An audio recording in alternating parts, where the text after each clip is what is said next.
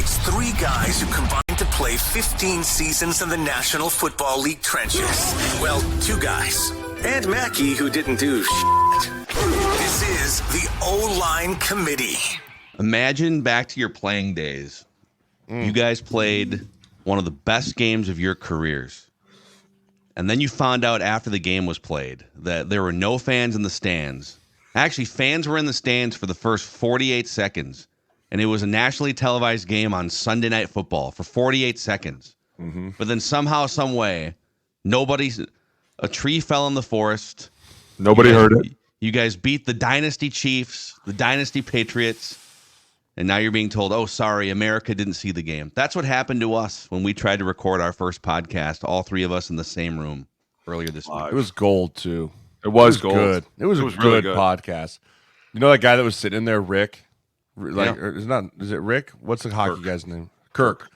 Yeah, I came back in afterwards when we were done. Max, I had to run back in there. I was like, hey, listen, you got a one-on-one show today.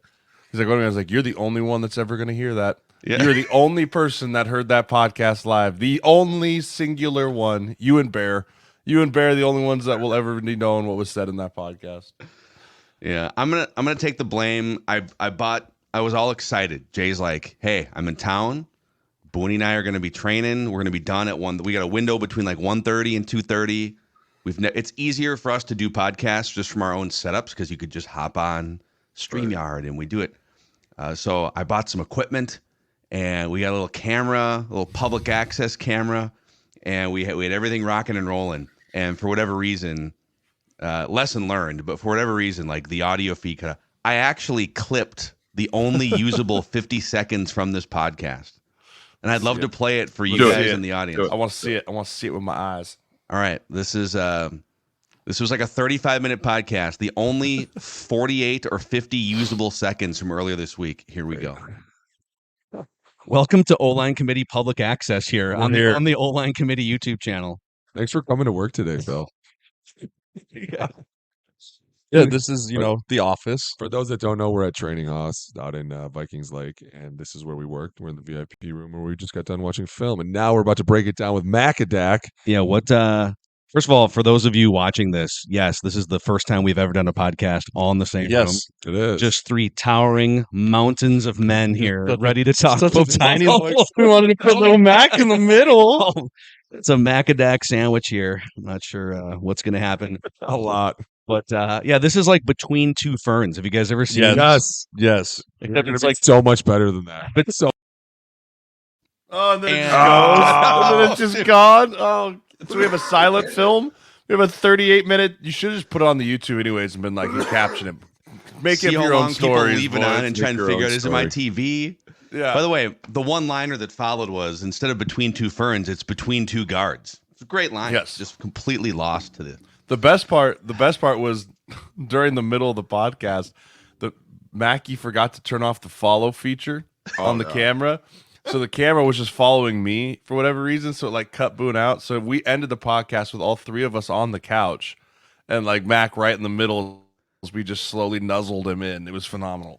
You know it's a good show when we put Mackie in between us and just keep getting closer and closer. Just moving. I can't believe you don't have that audio, Mackie. I know, dude. No, it's a lesson learned. I talked to a couple podcast nerd friends. They're like, you didn't record separate audio? I'm like, no, I didn't record separate audio. It's like literally like a producer 101 thing. Dude. I came in hot. I was sweating. It's fucking idiot. It's summer. That's your girlfriend. Oh man, tater tots in my pockets. So okay, we could either try to repeat the same show word for word and do our best, or I actually would like to shuffle it up and give you guys shuffle it up. Boone doesn't even remember what we talked about. So I mean, he's just... I remember I didn't get a mic in, and I had one, and I was upset, but I was like, I gotta go. It's okay. Yeah. So okay, we'll start with is this a hot take? I have potentially two for you guys, and then we can do mics. And I might actually ask a couple of the same dumb football questions because they were really good answers, and I think the audience wants to know. But here we go. First question. So Brandon Aiyuk asks for a trade like 2 weeks ago. Trent Williams is now holding out. Future Hall of Fame. Holding in. He's holding in. They're there. It's amicable. But you've got two of your key pillars from this team that keeps trying to push this rock up the hill. By the way, in terms of can we pay Trent Williams, can we pay Brandon Aiyuk? Well, the 49ers right now are $42 million over next year's cap. Oh, yeah. So they've got a lot of book cleaning up to do. So is this a hot take? The 49ers, unfortunately, peaked last year, and they will face a rebuild before they win a Super Bowl with this current group. This is the last year to do it. I think if you don't win it this year, right? Because even with the holdouts and the hold-ins, like they're going to play, right? This is just leverage right now of saying I want to get paid because all those guys are under contract, right? Like if you don't want to play this year, you could. I don't know. I'd have to look at the specifics of the rule, right? But if you're just sitting out all year for a non-disclosed injury, like if you're not hurt and you just try and sit out, like it's not going to work out well for you. And they're going to be there anyways. And so if you want to try and win a Super Bowl in San Fran, it has to be this year because we talk about every time when you build a super team, eventually you got to pay the piper.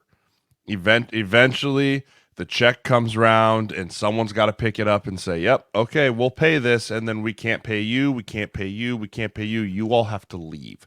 Like ask Buffalo. Buffalo had to do it this offseason, right? They just had to start being like, Micah, love you. Micah Hyde, you're the best. Got to take a pay cut. Jordan Poyer, got to go. Tre'Davious White, see ya. Right? Like you can't keep them all. And when you start talking about how talented San Fran is, I mean, you got Christian, you've got Kittle, you've got Trent, you've got Debo, you've got Aiyuk. Brock Purdy's contract's going to be coming up in another couple of years.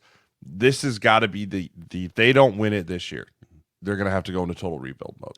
Brock's contract's next year, isn't it? Or is it 2 years? Like Well, next year, it's a 4-year rookie deal, right? So he's going into year three. yeah. So this is like next you're summer. looking at it now, right now. Yeah. Like He's going to want, if he plays well, he's going to want a new that's deal not a next hot summer. take, Mackie. If they don't win it this year, it's going to have to be a rebuild before they do anything. Because you're right. Eventually, like Jay said, everybody wants to get paid, and rightfully so. When you're the best, and you're like, "Hey, I'm numero uno. Fuck you. You pay me first." And you see all these tackles going up and up and up. You know, he was just sitting at home like, "Hey, watch this. Watch this. Watch this. I want $6 million more."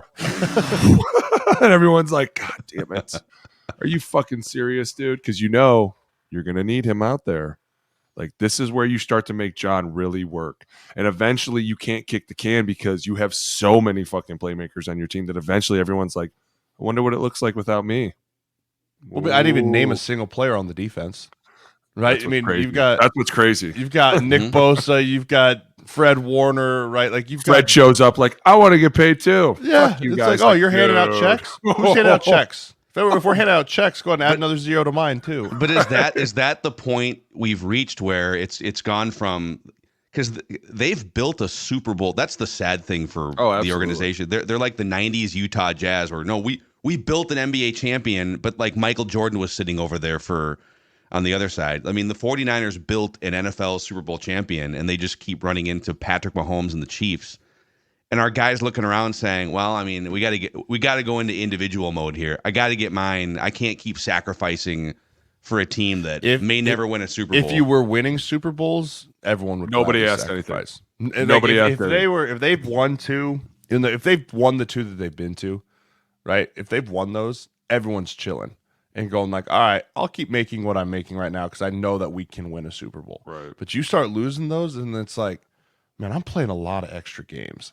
I might as well get something. I'm playing a lot of extra games the last few years, taking maybe a full season off of my body, right? Like, think about it. They've made the run to the Super Bowl 2 times in the last 4 years. Is that what it is? Yeah. Or 2 in the last 4 and other deep runs. And then other deep runs to the Yeah. NFC Championship. Like, those dudes that have been on that team, that's a whole nother season on your body.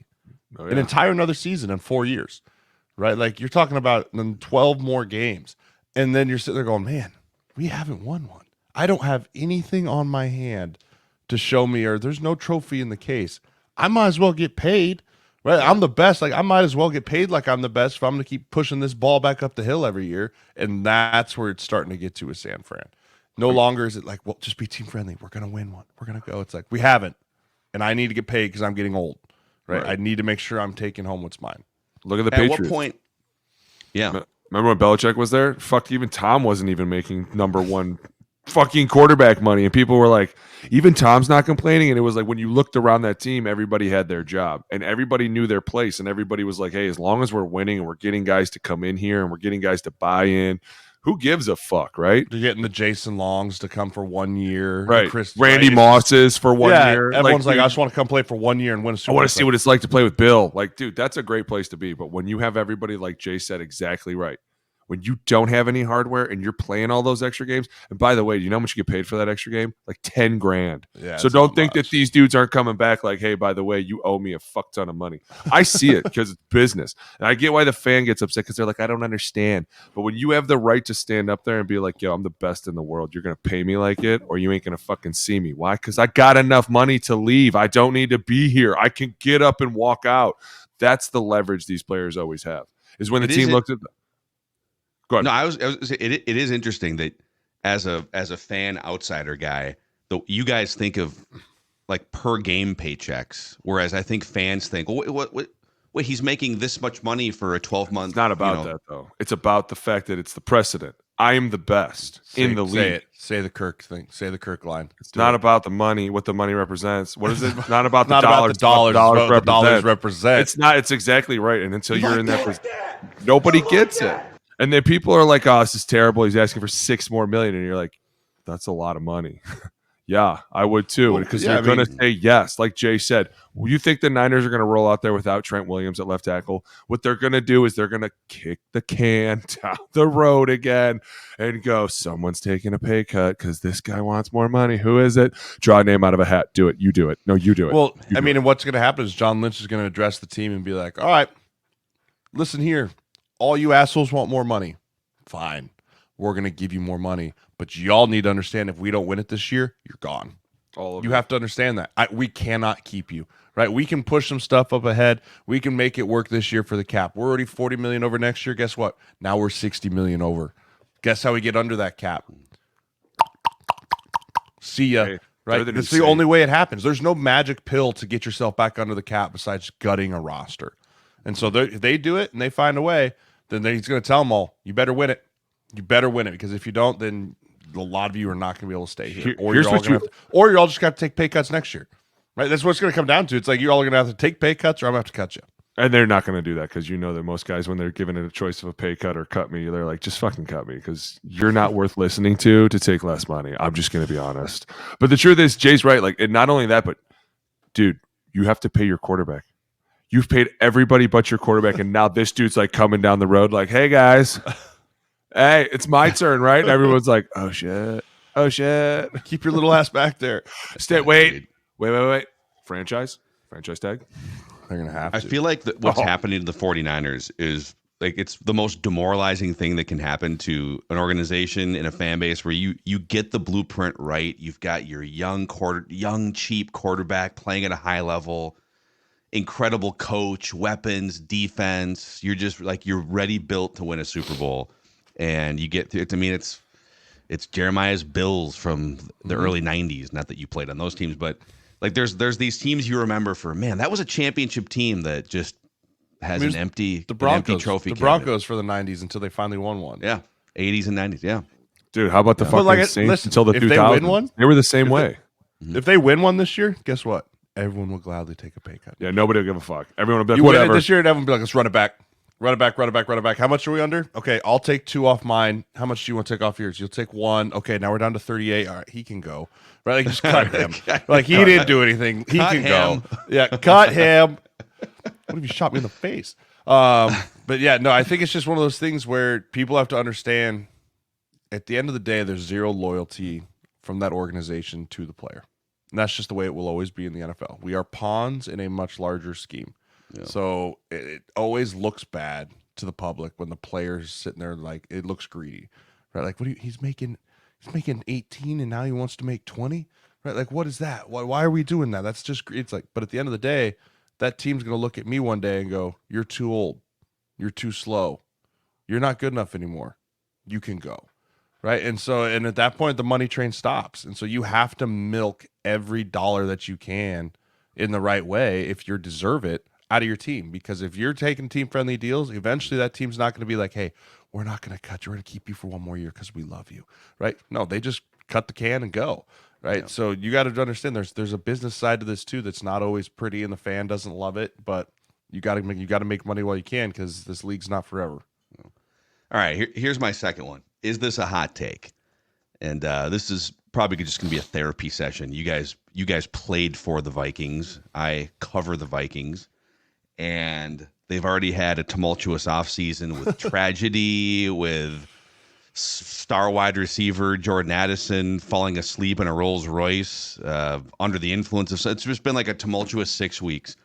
Okay, but we've made it to training camp. Here we go, day one. Let's brush it all off. Let's come together.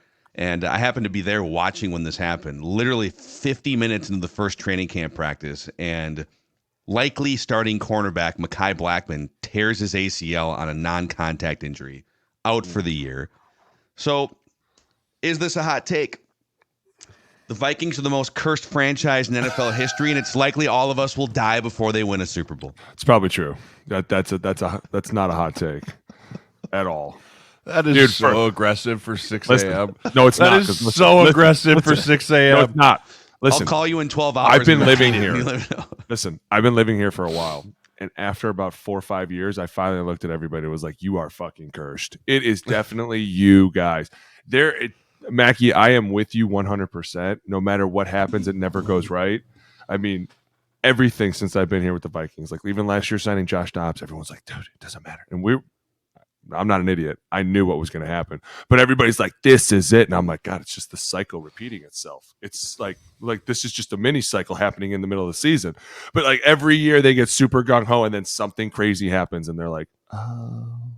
Like, dude, I'm with you, Mac. I have no idea. I'd be there to say it's not just the Vikings. I'd say it's Minnesota sports franchises. Oh. Right? I mean, you had the Timberwolves, right? Timberwolves were making a charge.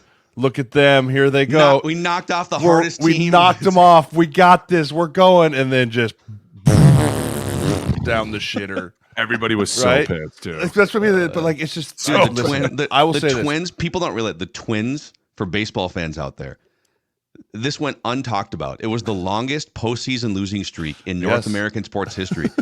They lost, I think it was like 18 or 19 consecutive playoff games from 2004 through last year.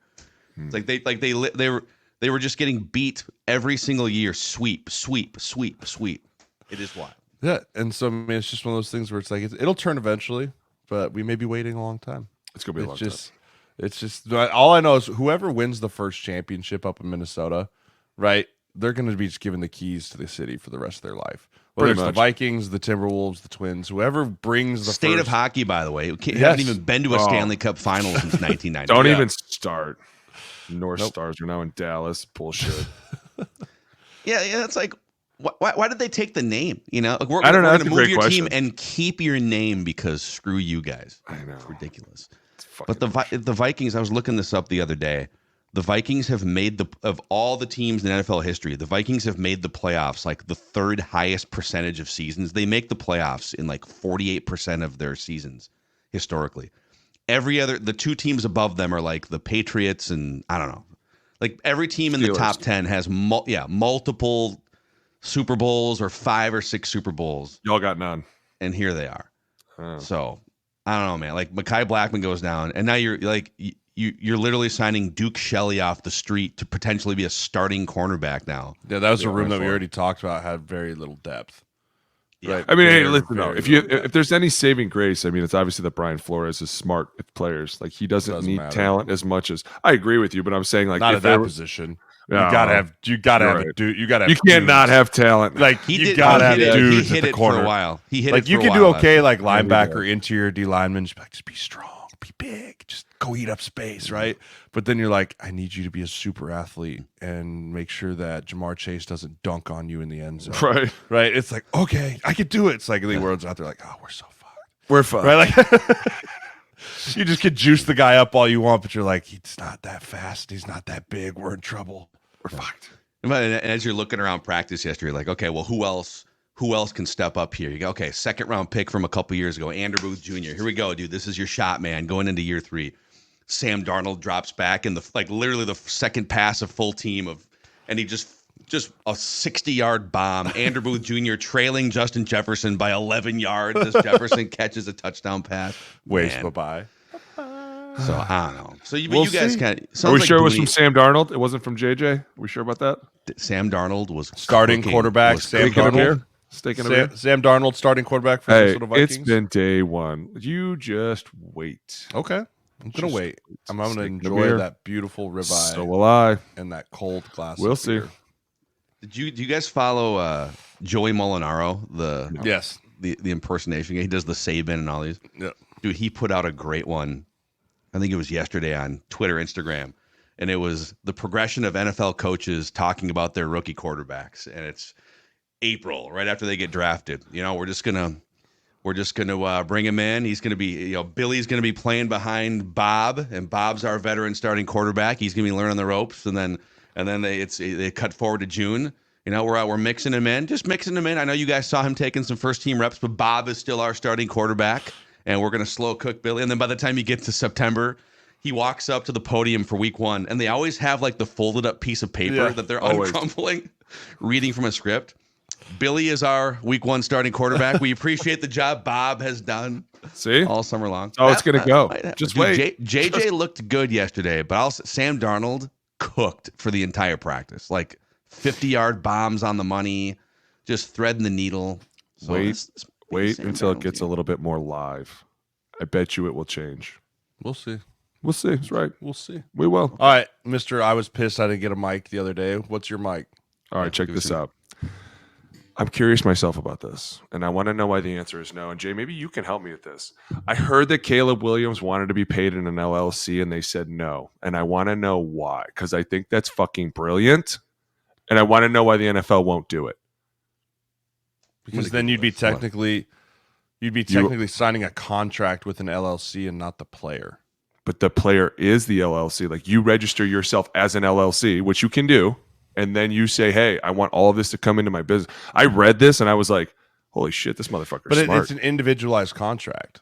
It's not, if you read through your NFL contracts, they're all about like everything that you as a person and a player have to do, right? Like, how are you supposed to tell an LLC that they have to maintain elite physical condition or else you're going to get cut? It's not anything any different. It's in your contract, right? It's in your contract, but it's for an LLC. It's not for a person. Yeah, but that has nothing to do with an LLC. Is just a legal document that says I am a business. I am the business. I am the business. People go, oh yeah, I get that. You run the routes, you catch the balls, you do all that. I want to get paid as part of my business. You're an individual. You're an individual. You are. But I'll do an individual LLC. I think it's great. I was looking at this like you can't just say all of a sudden I am a company. When you're talking about being an individual being paid from the NFL for a service, but you are a service as a player for the organization, right? Like, you're not a team, you're not an organization, right? Like, you're an individual player on a team. You can't be a business as a player. Why? Not you're from the saying NFL. I'm an individual business. Yeah, I am. No, that's not how it works. By the way, this is fascinating. So here's I loved it. Let me because I was not aware that this was one of the hangups here, and maybe the audience wasn't too. But this is from PFT. The deal is finally done. A day after pretty much everyone reported prematurely that Bears quarterback Caleb Williams had signed, so it finally got done. The process, we're told, included some creativity by Caleb Williams' camp regarding tax issues. Sources tell PFT there was an attempt to get Williams paid as an LLC. The collective bargaining agreement doesn't seem on the surface to foreclose that approach. However, the league decided that it does. The Bears were told by the NFL that the player's money can't go to a business entity other than the player. The bigger discussion here, too, is Caleb Williams, a lot of individuality here. Like, every step of the way, Caleb Williams is trying to sort of push boundaries. And as you should. If you're the number one overall pick, you're the only person allowed to do that. You are the only person allowed to sit there and go, I want you to pay me like this. Just to see what they say. I would. Absolutely, I would. Why not? They just go, no, buddy, we can't do that. And you go, okay, cool. I think it's great. I think maybe this is what I'll say then. I understand how it's not, you can't do that. You're not a business entity. But I don't get why the NFL always shits on everybody constantly. Oh, we can't do that. Why? I'm trying to save some money. We just can't do that. That would be stupid. Don't you guys do illegal shit all the fucking time? Are you fucking serious? You can't help me save 10% of my fucking money? That's my biggest gripe. There's my fucking mic. It's precedent, dude. I don't give a shit. Precedent. The NFL is always assholes. Some dude comes up and is like, I got a great idea. I'm going to save myself 10%. And they go, fuck you. We're not going to let you do that. I want to see. You know what? Fuck you then. How about that? I want to see Boone in a legal setting, like a courtroom. You should have. Arguing against NFL lawyers. Where the NFL lawyers come out and it's a 45-minute litigious argument, and Boone says, "Fuck this. This is ridiculous." You don't know why. Do you know why I do that? I'm leaving. Do you know why I do that? Because when I sat in that holdout, that's exactly how they answered everything. Fuck that and fuck him. And I was like, oh, that's how business is done. Got it. I could do this better than anybody.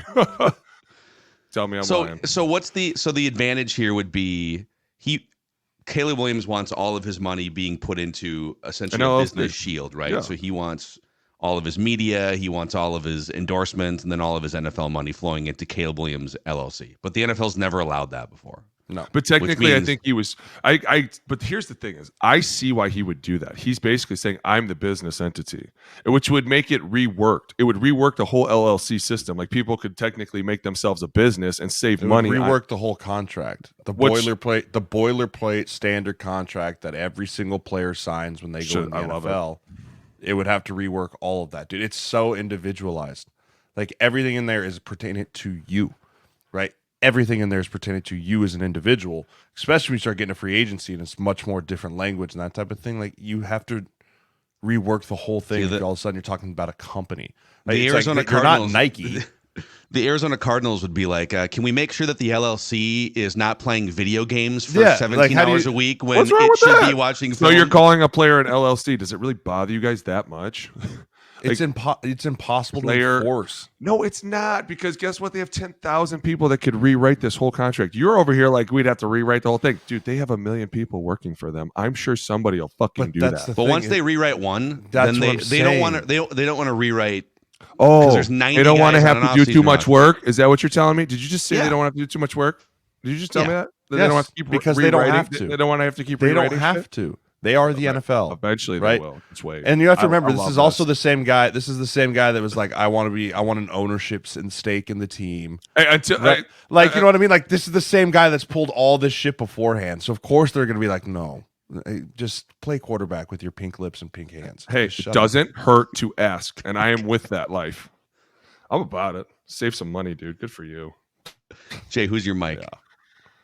So my mic is 3 quarterbacks. You've got Jordan Love, you've got Dak Prescott, and you've got Tua. All 3 of them are sitting out there waiting for a new contract. Jordan Love is the only one that is, quote, holding in, right? And I'm all right with this. I think this is a brilliant move by Jordan Love. He has told the Green Bay Packers, as of when we're recording this, he is not practicing and he's not playing in the preseason games. But he's like, I'm going to be here and I'm going to help everyone. I'm going to be in the room, in the building. Like, I'm here, but I'm waiting until I get my contract and I get paid. And it's fascinating because I think we're in a game of chicken between Jordan Love, Dak, and Tua of who's going to sign first, right? Who's going to sign first? Because, as you saw with Darrisaw's deal, everyone's deal that signs will become bigger than the last one, right? It's the same. It's not by much. Right. I remember when Trent Williams, when he re-signed his deal after David Bakhtiari got signed, it was like $10,000 more a year. Yeah. Right. Like, but that's just the nature of the way the salary cap and everything works. And so I think that if you're looking at those 3 quarterbacks, the agents are all trying to wait and push because they don't want to be the agent that signed the lesser deal. Right? They don't want to be the one like they're the headline for the day of like, oh my gosh, look, they got Dak Prescott $52.6 million, right? And then 17 hours later, Jordan Love's making 53, right? Like, so it's this waiting game of those 3 guys trying to figure out who's going to get paid and who's going to get paid the most. And I'm very curious how long it takes to figure out what domino falls first. So we kind of did this on the episode that nobody's going to wind up consuming. So let's do it again, but I'll throw it out this way. Between Dak, Jordan, and Hawk Tua, rank those 3 in order of your willingness to pay them top of the market, which right now is 50. Joe Burrow and Trevor Lawrence are at $55 million a year average annual value. So you have to pay this person 56. Yep. So you have to pay this person 55, 56. 55.5. 55.5. 55.5. Right, I'll go 55.5, Bob. 55.5, 56. I'm going to say Tua's first for me. I'm going to go Tua. I think Tua, out of all those guys, I would pay Tua, then Jordan Love, then Dak Prescott. And the only reason I say that, listen to me, Alex. Shut up over there. Tua is the most proven out of all of them, in my opinion. Jordan Love's only played 18 games, right? I mean, 18 or 19 games. I don't know what it is. It's like 9 really good games. But that's what I mean. Like you still are very unsure. But this, it's more of a high risk, high reward situation. You're like, man, he's young. He doesn't have a lot of wear tear on the body. But like when I look at what Tua and the capabilities that he has within that system, right? Like, and again, you're paying Tua to play in your system, right? We're not saying that Tua would be the greatest quarterback if you went and put him on KOC's offense. But when you're paying your quarterback to stay within your system that you can tell he can operate, like I think Tua is great for that system down there. So I'm paying Tua in Miami, then I'm paying Jordan Love, and then I'm paying Dak Prescott. But I don't think Dak Prescott ends up staying in Dallas. That's my personal opinion. But that's how I would rank him. I have so many takes off that, but Boone, I do how would you too. rank him? My God. I mean, if I have to pay somebody $56 million, I guess I'm going to have to give it to Jordan Love. I mean, Tua's had too many opportunities, dude, and he rides on too many people. And all of a sudden, if we go, hey, if all of a sudden Waddle isn't there this week, it's not there. If Guess all of what? a sudden he ain't going to be there if Tua's making $56 million. well, that's another thing. It's like, dude, I would pay him Jordan to Dak. I'm not paying Dak. I'm sorry. We've had way too many opportunities. I've given you way too much of the bag, and I still don't have shit to fucking hold for it. It's kind of the same thing with Tua.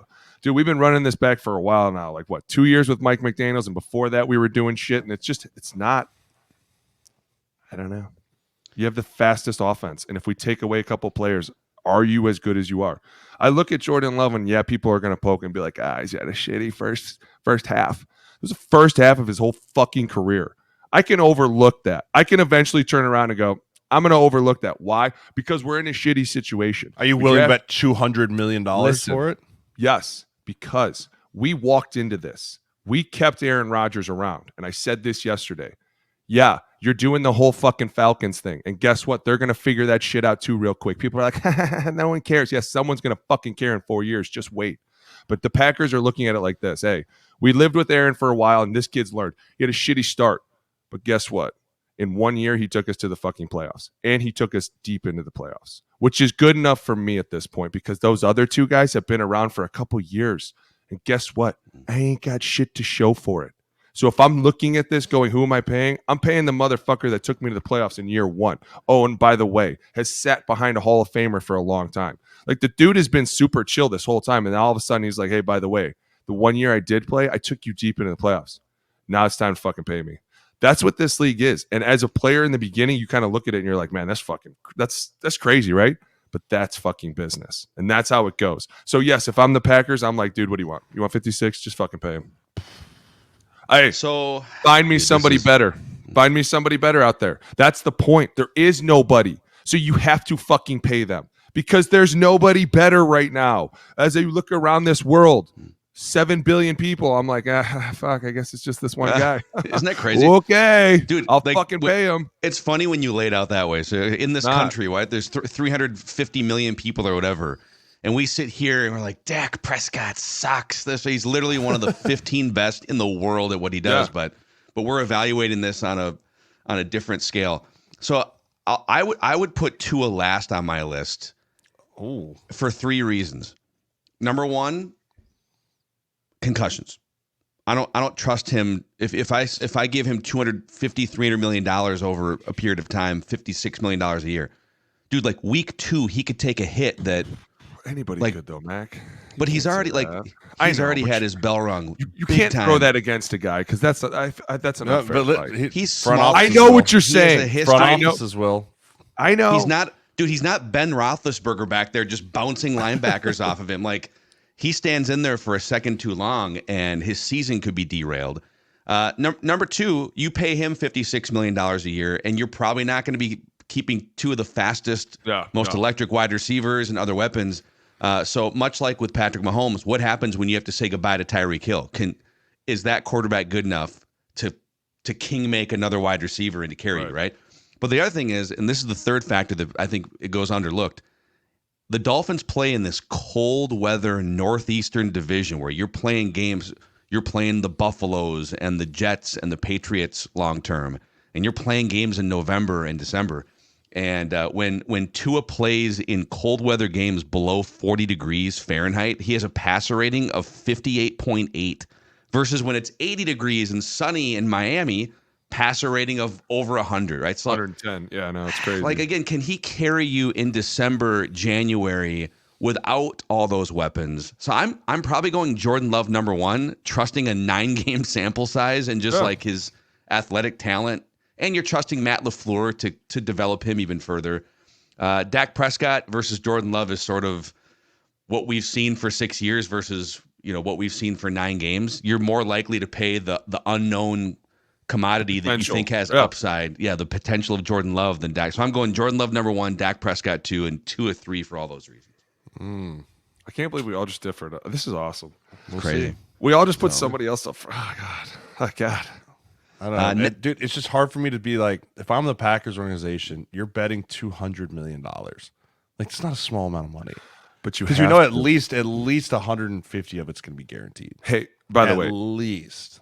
Oh yeah, for sure. But dude, you have to, because if next year he's like, I'm fucking out of here, and you don't have an answer, and you're the team that's had a quarterback since 1960, there's only been 3 of them.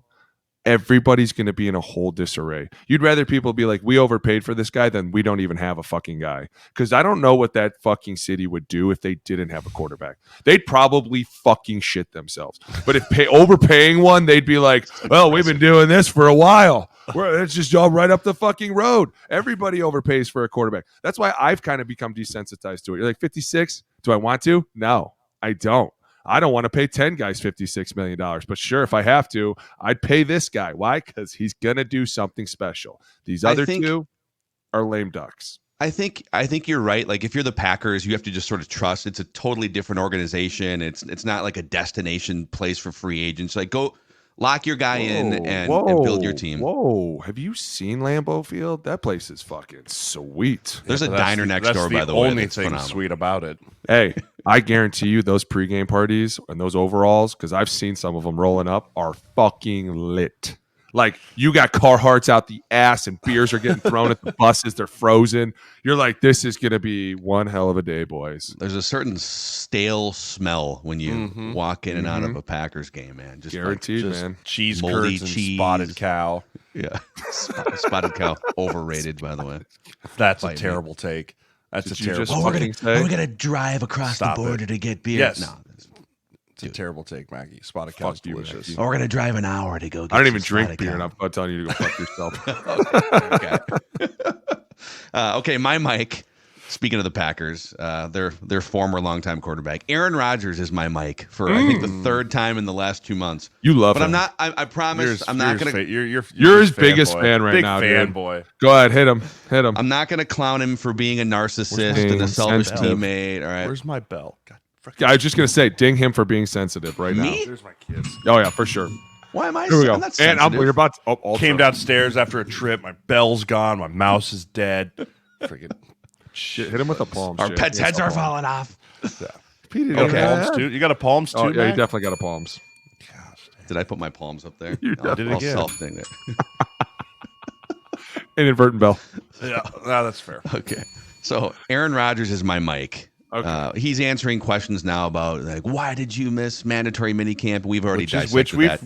we have forecasted. This is exactly how this was going to happen. And he was going to have a ready-made answer, which he did, about how they call it the mandatory minicamp, but they can just slap that label on any of the OTAs, et cetera, right? Of course. I'm less interested in those semantics and the ramifications of missing important practices. I'm more interested in the fact that he was fined over $50,000 for missing the mandatory minicamp, which, if you include for the trip to Egypt, probably private jet travel.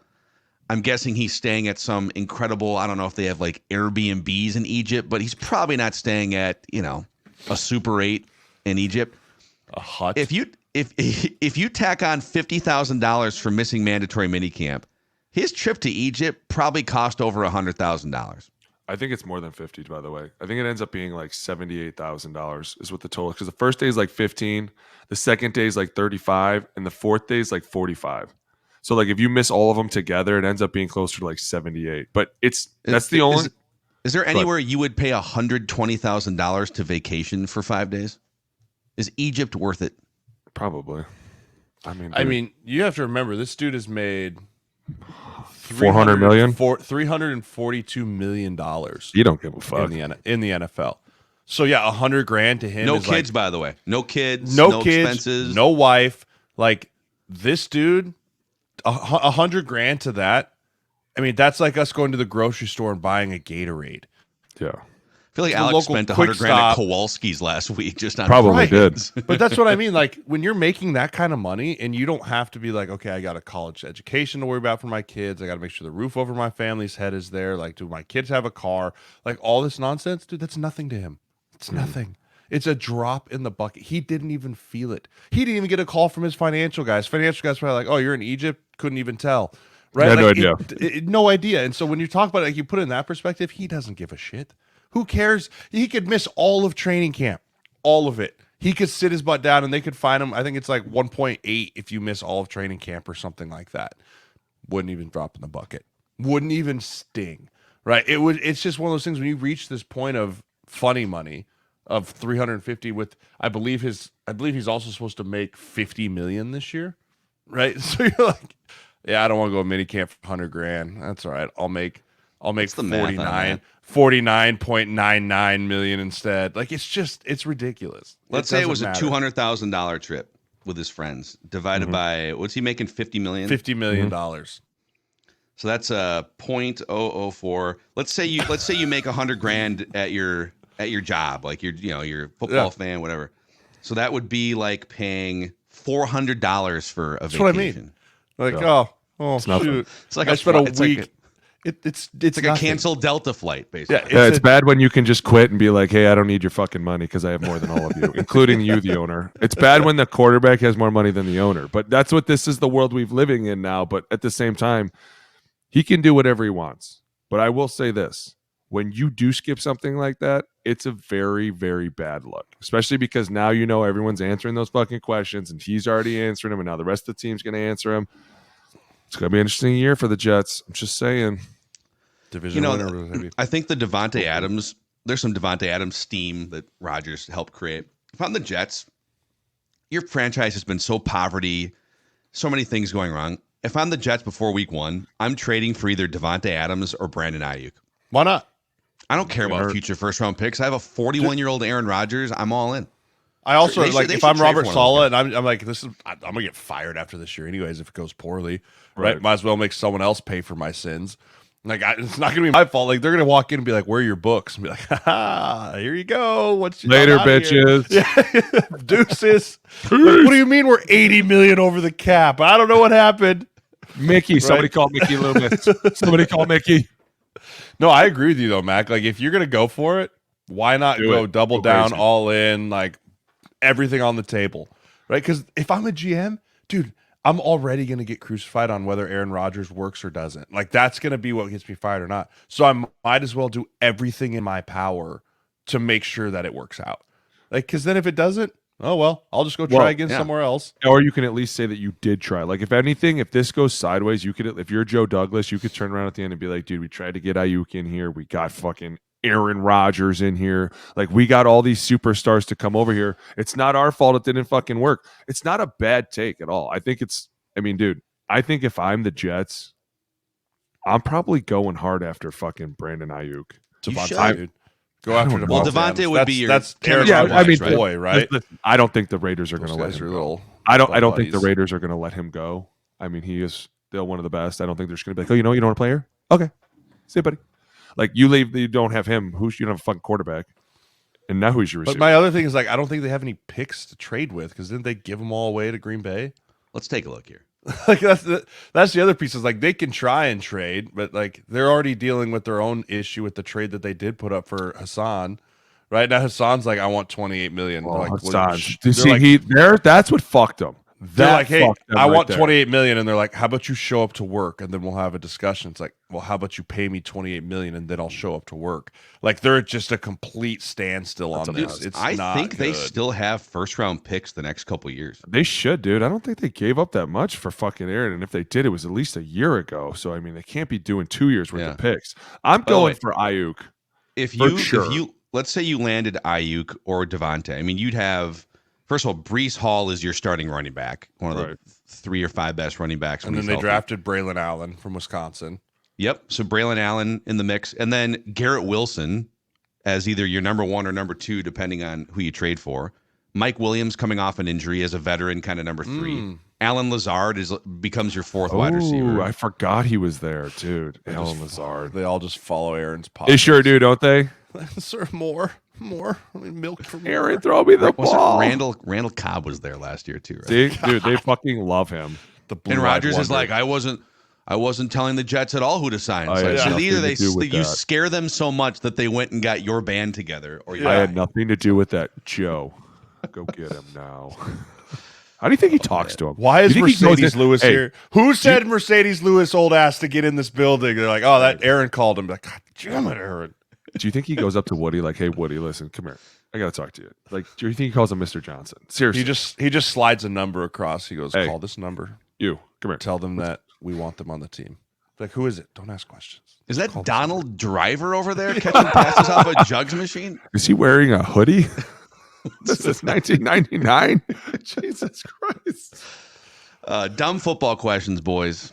Time for some dumb football questions. Audience, you can always submit your dumb football questions. They could be current events. They could be things you're curious about, the NFL, college football, whatever, what it's like to be in a locker room. Just hit us up in the YouTube comment section. Click the like button and the subscribe button if you haven't already. On our way to, what's the next milestone for us? 25,000 subs. 25,000 subs is the next 25, milestone. man. Let's make it happen. Let's go. So I'm going to, man, I hate to make you guys repeat answers, but the episode that was lost into the football universe, you guys gave. Sorry, I got kids. Kids are waking up. The wife just left, and also the monitor's going off. Things are freaking out. Dinosaurs in the background. I'm going to make you guys repeat answers here. This is from Gong QI. Can you explain what's going on when you're lined up on the offensive line and you're pointing at guys on the other team, yelling, turning around, and sometimes touching each other? What are you guys doing? Why is the quarterback always pointing at a linebacker? Please explain all of these. Go ahead, touching Jay. each other. You had a great one yesterday. Yeah, well, first of all, I'd say 90% of the time, it's us redirecting where we want to go with the mic, right? The identification point. The center comes up, always says, hey, Mike's 52, and then everyone makes their calls based off the center point of what we claim is the defense. Sometimes that changes. You know, sometimes that's like, hey, we're going to go new mic over here, or hey, we're going to re-ID this guy. And maybe that's more like 60% of the time. 40% of the time is people like Alex constantly asking me what the snap count is, where are we going, who's the mic, hey, what's the snap as we tap each other? And you're like, idiot, it's on 1, like we said in the huddle. And he's like, didn't hear it. It's like, listen, very next play, hey, on Check 1? out. Check out. Check count. Check Check out. out. It's like, it's on 1, you moron. Right? Like Alex was notorious for that. Like I was. Because I don't know why he never ever listened to the count. I mean, couldn't. I don't know if there was like, Is it he'd the, just it was be the like, okay, EDM music blasting? No, his it was because AirPods I was when he's out there? because I was like into the play, like double right, 2 jet, Z Dino, and then all of a sudden I'd be like, all right, so this is the formation, and then I'd say, like, ready, break, and I'd be like, shit, we had 1 or on 2, and it was weird because, we talked about this yesterday. Exotic counts are very rare. Like, we're very rarely doing an exotic count. It's normally on 1 or a double count on 3rd down. Super simple shit. Every fucking time I would get to line, I'd be like, yo, check count. And they'd be like, dude, seriously? Fucking serious? Like, after like week 3, they were just like, Monday, dude. Everybody knows now, too. It's on, we had to start 1. making. We had to start making. And code words Monday is on 1 because it's On the 1. first day of the work week, right? First day. Yes. I don't know why. Sunday dude. I was swear the to God. quick. Monday was 1. Tuesday was on 2. But then you have a bunch of colors, right? You've got brown, you've got green, you've got gold, you've got white, you've got red, and sometimes they're nothing colors. Like literally, sometimes they mean nothing, right? Sometimes What does they mean like nothing. red 98 mean? Or blue Depends. 42? It depends Blue- if red's a live color or not. Right. Is Black red a live 80. color? White 80. White 80. Yeah, all that stuff White- depends on white- what color's live, Yeah. right? And then some colors are dummy, and then other ones are kills, right? Like so, if they came up and they used to say like, "Hey, black 80," we knew that we were killing it to 80 protection with the black, right? Like because the black was a live kill color, right? But we knew like brown. If he came up and says like, "Hey, Dead. brown 22," it's a completely dead trying to get them jump off sides. Like it's going to be brown a couple times, then he'll switch it to blue when he actually wants the ball, right? Like and so there's just a couple like color cadences that go in there that mean they don't really mean a whole lot, or they can mean everything, and that's why you kind of got to switch that stuff up.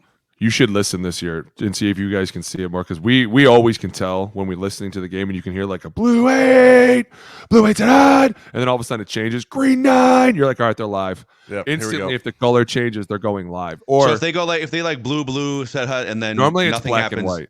Black 8. But then the black second 8 color tonight. means they're It could, switching the or- play up, or yeah, the like Jay original said, play like- is live. A Or- red could mean right.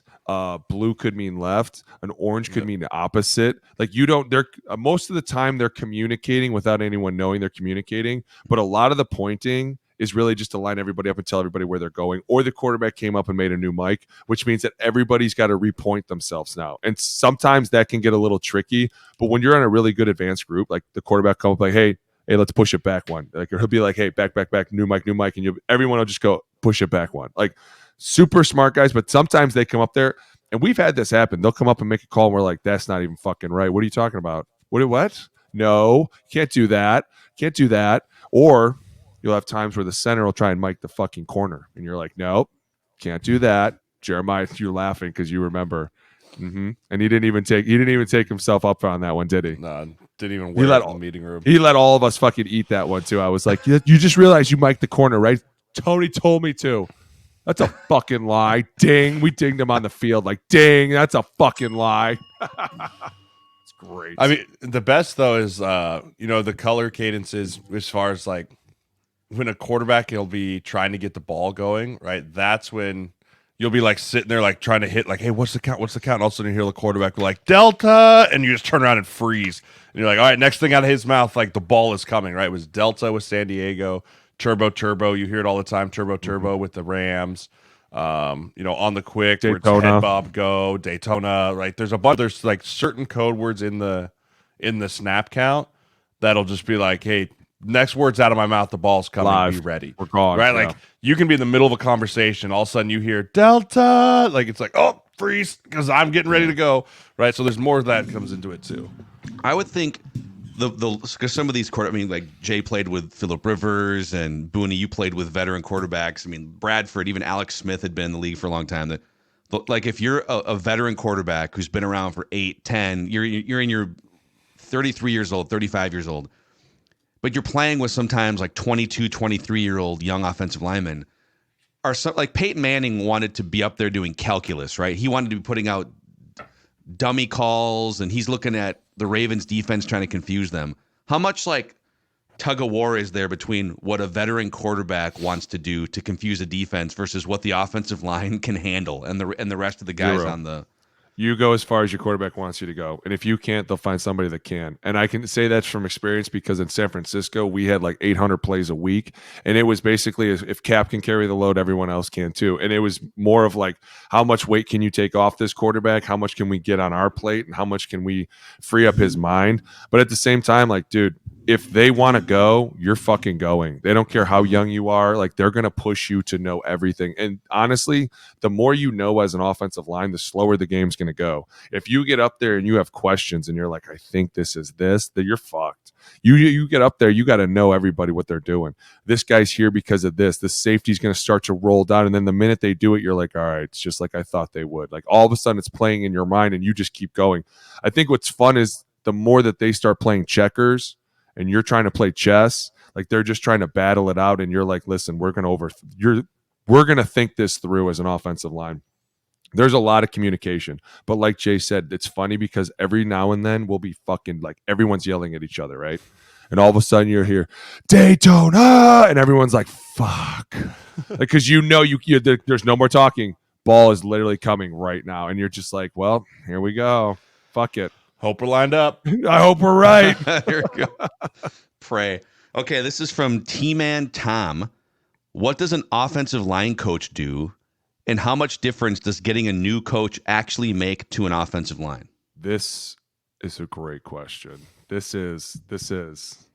Go for it, Booney. Oh, Whenever man. I'm at practice as a fan or media member, I just see like the offensive line coach berating and yelling at guys. Oh, yeah. So, like what All the else are time. they doing? Number one, we love our O-line coaches. Like you have a deep respect for all of them. They're very harsh. They are very shrewd.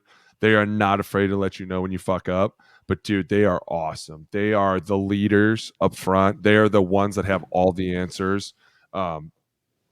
Played for a ton of great offensive line coaches: Mike Solari, Chris Furster, Tony Sperano, Jim Bowman. I played for some of the greatest. They're the guys that at the end of the day, they got to be the toughest dudes. Like no matter what, they can watch the most film. They can take the biggest tongue lashing in front of you from the head coach or from the defensive coordinator. Like they're always putting themselves out front, and they're never, and I'll say this right now, the best O-line coaches I had were never afraid to get their head cut off for us. Like they'd stand up and be like, this is my fault. I should have did more. I should have said more. I should have pushed more. And I've been in the rooms when they were like, that was me. And you're like, it's probably more me because I'm the one that didn't throw my fucking hands, but okay. Right. But you see this coach just eating it in front of the head coach. Like, no, it's my fault. I should have been on him more about this. I should have told him more. This is on me. You're like, God damn, I like that guy. Right. Because he knows you're getting the shit beat out of you. And he knows mentally you're eating it in your head. Like, man, I really fucked this up. But just even hearing him say like, hey, that's on me. I should have pushed him more on this. Mike Solari used to do that all the time. But I think there's a balance to that because I had an offensive line coach that did that, but it was like obnoxious. Right, where it was like every mess up. Oh yeah, I'm not saying like, every mess like, up. Oh, but like no. we would be in the team meeting when we'd be watching film as an offense, and like a guard would get cross faced, right, and the coach would be like, Dable would be like, hey, what are you doing here? Why get cross faced? Oh, coach, it's on me. That's on me. Shouldn't have let him get. Like I should have coached him up better. Was your why were offensive line coach Andrew Luck? Like no, but like it was literally like, why didn't you guys be up to this? Why didn't you guys be up to this linebacker, coach? I'll wear that. They should have beat up to that linebacker. That's on me. It's like we appreciate you. I get what you're saying, but like this is getting obnoxious and out of hand. Like we are big boys too. Like because then we get because then you get back in the room. And he's like, all that's on me, all of it, and we're like, Again, I appreciate you. But like at one point in time, you're making us look stupid by just sitting back there like we're children and that we screwed everything up, right? Because you didn't get us coached up and now we all look like idiots. We're like, there is a fine line to like wearing the bullets and also being like, all right, here's enough rope. You can go hang yourself if you want to, right? Like you can handle this like a big boy. Yeah, no, I 100% agree with that. But then there's times where like, something big will happen, and in your mind, you're like, I had no idea. We're like, best case scenario, ready? A screen, backside screen, linebacker walks up. You always got in this, like, are we squeezing this? Are we not squeezing this? What are we doing, right? You'd fuck that up, and the coach would be like, that's me. I should have told them that. You'd be like, God damn, this dude's got my ass. But I agree with Jay. There are times where you just get the fucking shit beat out of you, and they're like, that's on me. I'll wear that. And you're like, well, the fuck is that your fault? I should have thrown my fucking hands. Like, I get that 100%. But I will say this. It's got to be really, and I don't know, it has to be really hard to be an O-line coach come week 10, right? Like you're watching a lot of guys walk in really, really fucking beat up. And you have to look at them and be like, hey, pussy, stop being a pussy. And you're like, in your mind, you're like, this dude is getting the fuck smacked out of him every day. And I'm telling him to be tougher. Like, I can't imagine how hard that is. I can say this to the coaches that think that they're working that aren't, we're not fucking stupid. We see you not working. And to the coaches that are working, I think that we respect them more than they know. To the point that like when players talk about them behind their back, you're like, that's my dude. Chill out. Okay. Because I saw that guy in here this morning at 2 and it's midnight and he's still upstairs watching more film. Like those guys are the hardest workers in the room because they have to be. They have to have all the answers. I think about all the times I came up to him on the sideline. I was like, hey, they totally fucked us. And now they're doing this. What do you want to do? And they were, without even missing a beat, we're going to do this. And you'd be like, that's smart. I like this guy. He's going to get us out of this, right? That's actually my next question. What is the most productive thing an NFL offensive line coach can? Because you're talking about more X's and O's, tactical strategy, but also motivation. Then there's like technique. Like, what is the single most important thing a great NFL offensive line coach does to help you? I would say that the number one thing is he finds a way to read the room year in and year out and change and adapt his coaching style to what's best for those 5 guys. Right? Because it's really easy to it's such a turnover league. Every year the room's different. Right? Like always there's new backups, maybe probably new starters. And so the ability to find the proper way to get the best out of those 5 guys every single week, whether it's a rookie that you got to develop more, whether it's a veteran group that you got to rely more on tapes and trust their walkthroughs and trust what it is, like finding that balance, I think is really important. And also just being extremely detailed. I think every offensive line is a detailed position, right? We're talking about if our foot is 6 inches off, like it's a poor aiming point. If our hand placement misses by 5 inches, then we're getting beat inside, right? It's a very detail-oriented position. And so you want to make sure that your coach is detailed, right? Down to the run game, to every front we're going to see, to every blitz we're going to hit, to everything that is possibly in that week from a cadence perspective, to how we're going to practice, how we're going to run our individual, how we're going to do everything. If everything is detailed out, you're going to immediately have the respect of that offensive line, because you're like, all right, this guy is watching everything and making sure nothing gets left undone. Right? Like, I think that's really important of an NFL coach, not even as much in college, but in the NFL, but like, this is a detailed position. So we're going to be as extremely attention to details as possible. It just keeps you locked in. Right? That was always really important to me in an O-line coach. Agreed 100% in the details. I think that some of the greatest coaches always give you the best details, but at the same time, those that can adjust and adapt, right? And not only that, but like get guys to come together, because it is hard, right? You get 5 guys coming from all different walks and you have this guy in the middle, and it's like, this guy has to get these 5 guys to play well together. How does he do that? Well, he makes you laugh. He gives you all the answers. He's always there when you need him. Like, I think O-line coach is the best coach on the whole fucking team. Like, I think if there was a job to be had, I would rather be the O-line coach than anything, because honestly, when that door closes, you know those 5 guys, they're going to have your back, right? Like, there's a special bond. And it's weird because, like, people would laugh at our O-line coach and you'd be like, you want to fucking fight? Like, I remember one time, one of the players, and I'm not going to name any names, I was in Frisco. One of the players started mouthing off to the O-line coach. He was a young player, practice squad guy. I don't think it went very long until somebody was like, the fuck you just said? Because like one of our coaches, he was bitching about something like, they're holding me. And our O-line coach Firster was like, shut the fuck up. And he was like, fuck you, old man. How about I come over there and fuck you up? And instantly everybody was like, fuck you just say, bitch? I think Harbaugh came over and was like, everybody calm down. Like, you shut the fuck up too. The fuck did you just say to our boy? Firster just sat back and was like, oh, this is going to be great. He didn't even try to stop it. He was like, that's right, motherfucker. Call me a bitch again. It was like, it's going down. Ever talk about my O-line coach. Man. By the way, speaking of Jim Harbaugh, there's your dumb football questions. I think we should end the episode with a reading from Chargers head coach Jim Harbaugh. It's like coming out of the womb. Please. I should send these quotes to Alex so he can do it in his. You guys have no idea the shit we used to hear in these fucking meetings. He'd get up there and he would just, dude, I'm telling you. Dude, we were talking about this the other night about cult followings and cult leaders. Oh yeah, right. And we were we were talking about some of like the great cult leaders, if you can call them that, throughout history. And then Charles Manson, Jim Harbaugh. But literally, Alex was like we were explaining. I don't remember who we were talking about, and he was like, dude, that's Jim. Like, that's Jim. Like, he'll get you to drink the poison Kool-Aid and you'll ask for seconds. Oh yeah, right? Like I want more. I don't think I'm dead yet. I don't think I'm dead yet. Can I take some more? But like, yes, drink more. Like, dude, he's like, that's Jim. He's like, did you see him up there at his press conference with his big glasses? And he's the same fucking. I'm telling you, this is him. Ready? Excited? Huh? It's like birth coming out. Here's the quote. It's like New Year's Day. He was asked about what's it like being back, NFL head coach, first time in 10 years. It's like New Year's Day. It feels like being born. It feels like coming out of the womb. You're in there. It's comfortable and safe in the womb, and now you're out. You're born. Lights are on. It's bright.